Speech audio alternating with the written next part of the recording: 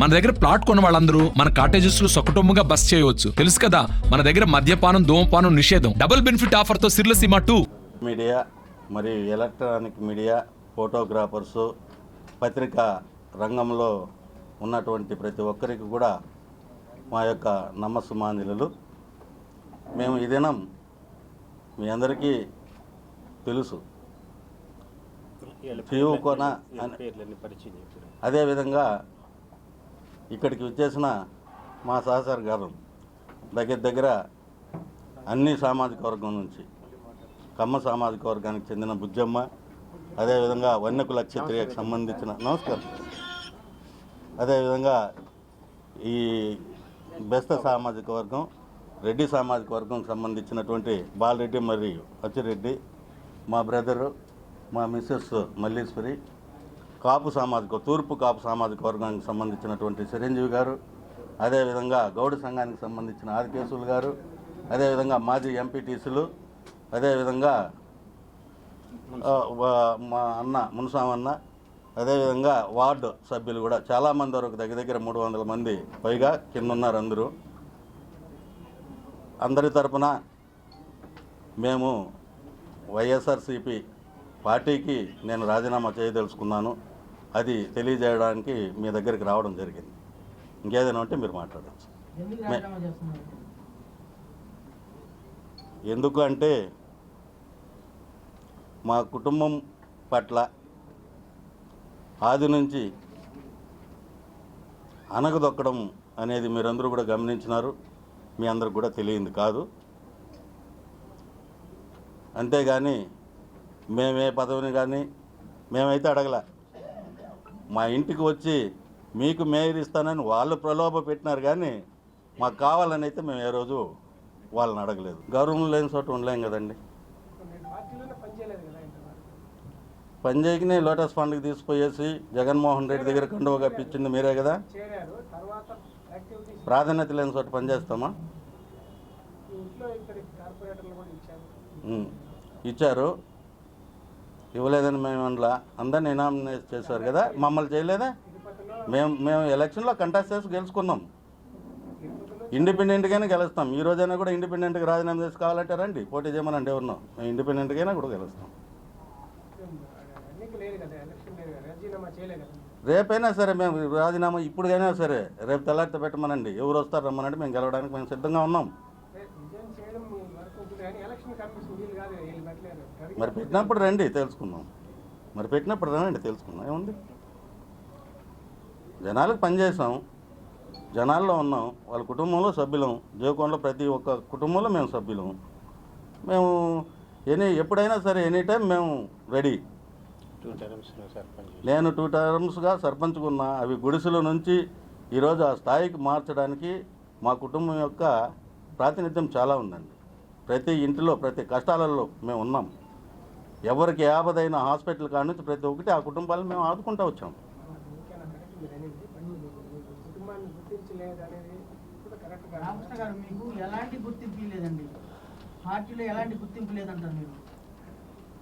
పిల్లలు ఉన్నారండి, 2 కార్పొరేటర్ అయ్యారు.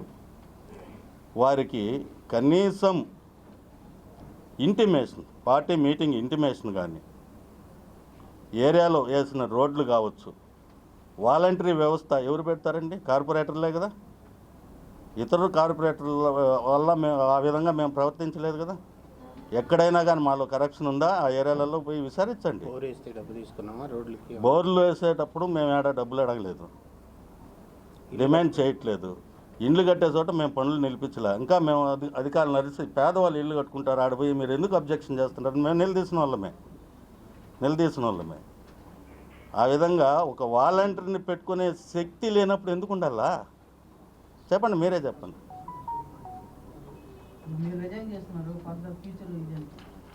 ఫ్యూచర్ కాలం నిర్ణయిస్తుంది. గౌరవం ఉండే చోట ఉండాలి, గౌరవం లేని చోట ఉండలేం కదా. ఇప్పుడు నేను మీ దగ్గరికి వచ్చాను, మీరు మమ్మల్ని అడగడంలో తప్పులే. మీకు ఇచ్చే రెస్పెక్ట్ నేను ఇచ్చినప్పుడు నాకు ఇచ్చే రెస్పెక్ట్ మీరు ఇస్తారు. రెస్పెక్ట్ లేని చోట ఏం చేయగలం చెప్పండి. అంతే మా బాధ. పార్టీకి ఏమో మేము వ్యతిరేకులేము కాము. మాకైతే కుటుంబ పరంగా పిల్లలకు జరిగిన అన్యాయం మీద మేము మాట్లాడుతున్నామే కానీ వాళ్ళ దగ్గర వీళ్ళ దగ్గర చెప్పించినారని చెప్పినాను. మాట్లాడుతున్నామే కానీ వేరే విధంగా లేదు. ఇప్పుడు పార్టీలో చేరి 4 ఏళ్ళు అయింది. అవును. 4 ఇయర్స్ బ్యాక్ మీరు చేరారు. అవును. ఈ 4 ఇయర్స్ లో మీకు గుర్తింపు లేనప్పుడు అప్పుడే చేయలేదు, ఇప్పుడే చేయాల్సిన అవసరం ఉంది అంటే ఇప్పుడు ఎన్నికలు సమీపిస్తా ఉంది అనే దీంతో చేస్తున్నారు. ఇప్పుడేమో నాకు ఎమ్మెల్యే టికెట్ ఇస్తారా చెప్పండి? మీరు చెప్పేమన్నా తీస్తానంటే చెప్పండి, మీ వెనకాల వచ్చేస్తాయి చెప్పండి. ఇప్పుడు ఏమన్నా ఎమ్మెల్యే టికెట్ ఇచ్చేసెట్టుకుంటే ఓహో వీళ్ళు స్వార్థానికి వాడుకున్నారు అనొచ్చు. నాకేమి ఎమ్మెల్యే టికెట్ ఇవ్వరు కదా. సమయం ఇదివరకే చేసి ఉండొచ్చు కదా నేను అబ్బాయి అడుగుతున్నాను. తప్పులేదండి, అడగడంలో తప్పులేదు. ఇది రైట్ టైం అని మేము అనుకోలేదు. మా ప్రాంతం అభివృద్ధి కావాలి, డిస్టర్బ్ చేసి ఆ ప్రాంతాన్ని మేము అభివృద్ధి చేసుకోకుండా ఉండడానికి అవకాశం ఉందా లేదా చెప్పండి? అభివృద్ధి జరగట్లేదంటారా మీ ఏరియా? మేము అప్పుడు రిజైన్ చేస్తుంటే జరుగుండదని మా ఆలోచన. తిరుపతి అంతా జరుగుతుంది. ఏ- తిరుపతిలో 20 రోడ్లు కొత్త రోడ్లు వచ్చాయి. ఎవరు డబ్బులతో? ఎవరు డబ్బులు ఏముంది?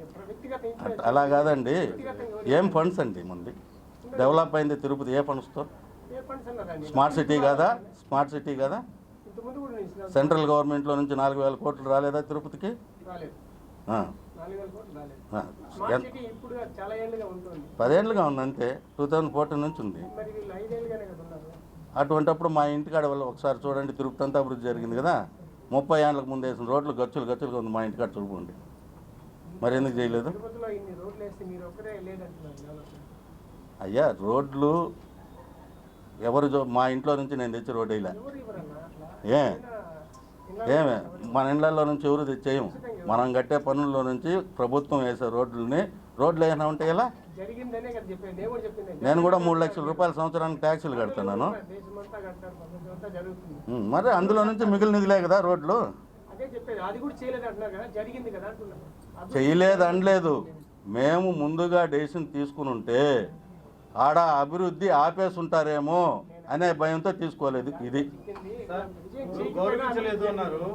ఇద్దరు 2 కార్పొరేటర్ మీ ఇంట్లోనే 2 కార్పొరేటర్ పోస్టులు ఇచ్చి గౌరవించారా లేదా? నేను మాట్లాడుతున్నాను. గౌరవించారా లేదా? మాట్లాడు. అంటే నాలుగుగా ఒక గ్రామ పంచాయతీ కూడా ఉంది. నలుగురు కార్పొరేటర్లకి పరిమితమైంది. 4 కార్పొరేటర్లు మొత్తం మహిళలనే చేసినారు. అంటే మా తమ్ముడు 10 ఏళ్ళు సర్పంచ్గా ఉన్నాడు, నా మరదలు 5 ఏళ్ళు సర్పంచ్గా ఉండింది. జెంట్స్ పోటీ చేయనీయకుండా అన్నిటినీ లేడీస్ చేయడం అనేటువంటిది దురుద్దేశం కాదా అనేది ఒకటి. రెండోది, నాకు 6 వార్డుల ఇన్ఛార్జ్ ఇచ్చినారు. కొర్లగుంటలో అన్ని వార్డులను లేడీస్ చేసి పారేసినారు. మేము బేస్డ్ మాది కొర్లగుంట కదా. మా బేస్ ఉన్నటువంటి చోట, నాకు ఇన్ఛార్జి ఇచ్చినటువంటి చోట నా తమ్ముడికి కానీ నాకు కానీ కార్పొరేటర్గా మేము పోవాలని మాకు ఉంటుంది కదా. ఇంతకాలం పనిచేసిన మాకు కూడా ఆశ ఉంటుంది కదా, మేము కూడా రావాలి కదా. మొత్తం లేడీస్ చేసిన దానికి ఆదిలోనే మమ్మల్ని తొక్కేయడానికి ప్రయత్నం అనేది మా ఆలోచన. ఒకటి వచ్చింది 7వ వార్డు అనేటువంటిది జెంట్స్కి వచ్చింది, బీసీకి వచ్చింది. మా తమ్ముడికి ఏంటి అనే కొద్దికి ఆ వార్డుని లేడీస్ వార్డు చేసేసి మరుసటి రోజే ఇంకో చోటుకు మార్చేయడం జరిగింది. ఇవన్నీ మాకు జరిగినటువంటి అవమానాలుగానే భావిస్తున్నాం మేము. మహిళలకు రాజకీయ ప్రాధాన్యత ఇవ్వాలి 50 వార్డులలో వాళ్ళకి 25 ఇవ్వాలి. కానీ మా ప్రాంతాన్ని టార్గెట్ చేయడం కరెక్ట్ అంటారా అని మీరు అంటారా? అంటే కొర్లగుంట నుంచి జీవకోన వరకు మహిళలు చేసేయడం ఏంది అది కరెక్టు? మహిళలకు మేము వ్యతిరేకం కాదు. అట్లని వాయిస్ ఉండేవాళ్ళు, అనుభవం ఉండేవాళ్ళు, మగవాళ్ళు వీళ్ళు వచ్చినట్టయితే, ఈ కుటుంబం వచ్చినట్టయితే మాకు వాళ్ళకున్నటువంటి భయంతో వాళ్ళు మాకు ఇవ్వలేదు అనేటువంటిది ఏది జెంట్స్కి చేయలేదు. మేము అడిగితే ఒకటి ఉంటే 7వ వార్డు నుంచి నా తమ్ముడు చేస్తాడు. 2 ఆడబిడ్డలకు అవసరం లేదు, ఒక్క ఆడబిడ్డని మేము పెడతాము.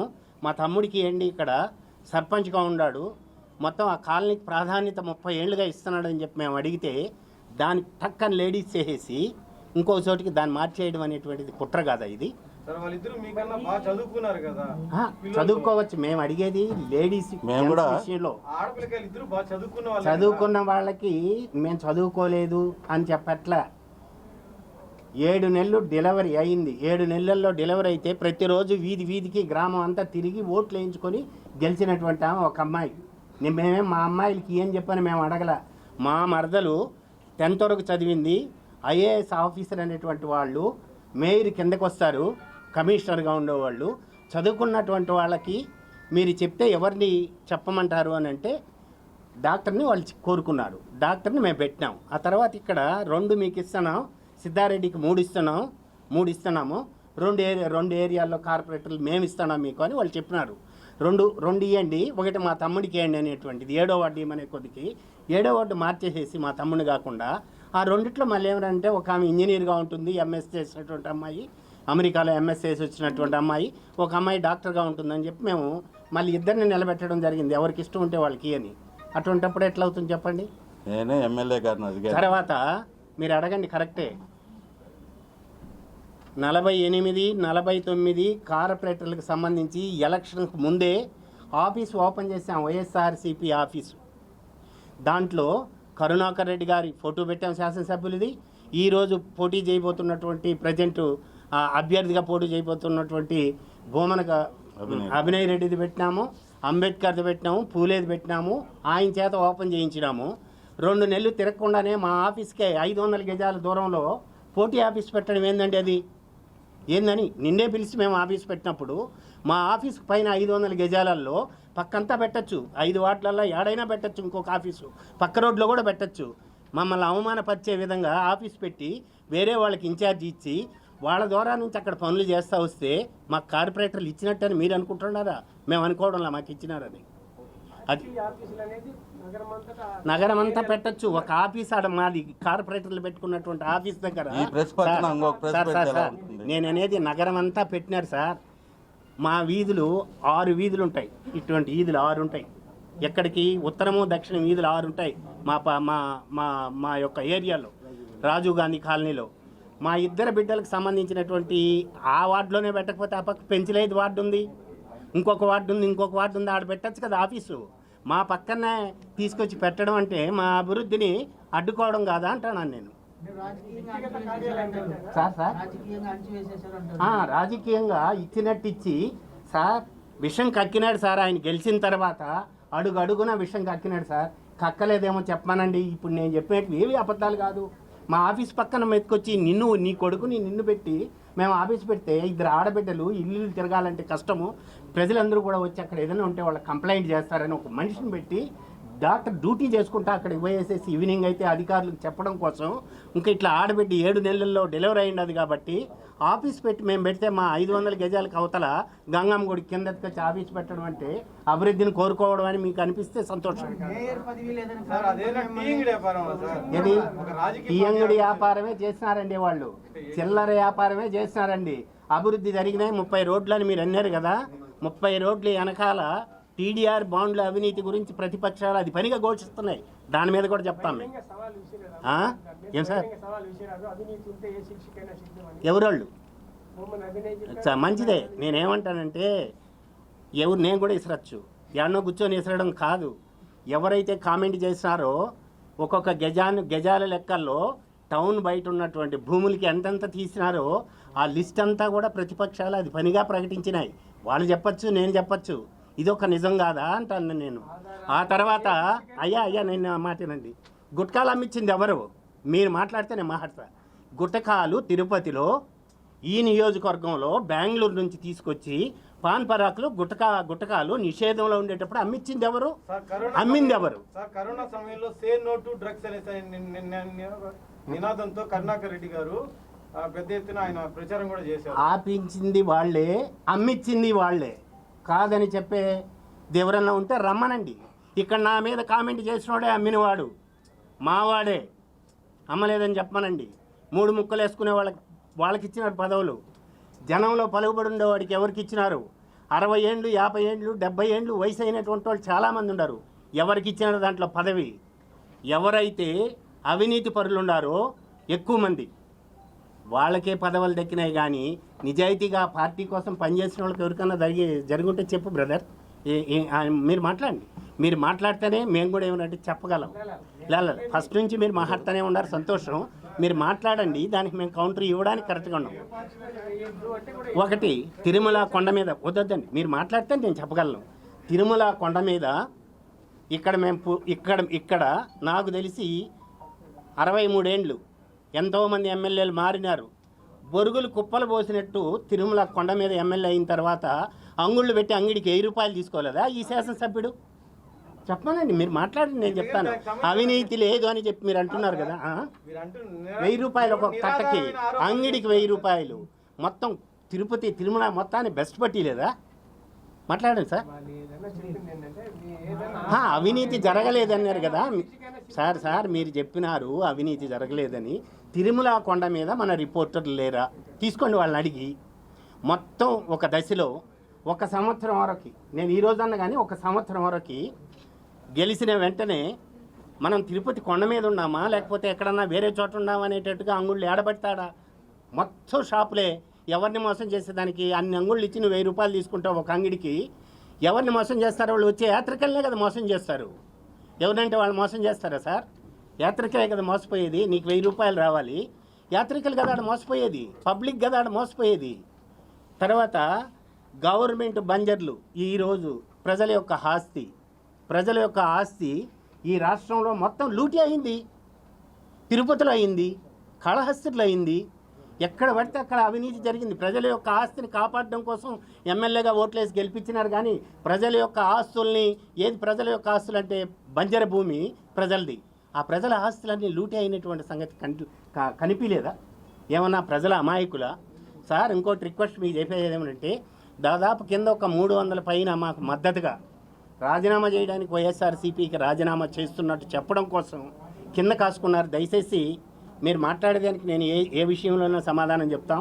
కిందకు కూడా వచ్చి మీరు ఒకసారి పరిశీలన చేసి మీరు వాళ్ళతో కూడా క్వశ్చన్లు వేయండి. ప్రిపేర్ అయ్యి వచ్చారు సార్. ఏమండి, మీరు బాగా ప్రిపేర్ అయ్యి వచ్చారు. ప్రిపేర్ అయ్యేటువంటి వాడే ఎమ్మెల్యే అవుతుంటాడండి. ప్రిపేర్ కానటువంటి వాళ్ళు ఎవరు ఎమ్మెల్యే అయినారు? కరుణాకర్ రెడ్డి ఆడ గాలికి వచ్చి అయినాడా?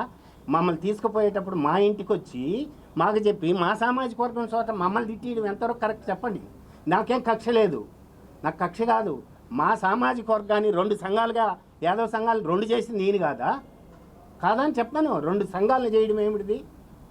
ఒక సంఘంగా బలంగా మేము ఉండాలనుకుంటే మా సామాజిక వర్గాన్ని 2 సంఘాలుగా విడదీసి ఒక సంఘాన్ని నీ పక్కన పెట్టుకొని ఎక్కడికక్కడ మమ్మల్ని అణగదొక్కడం కోసం చూసావు. నేను జాతీయ ఉపాధ్యక్షుడిని నేషనల్కి.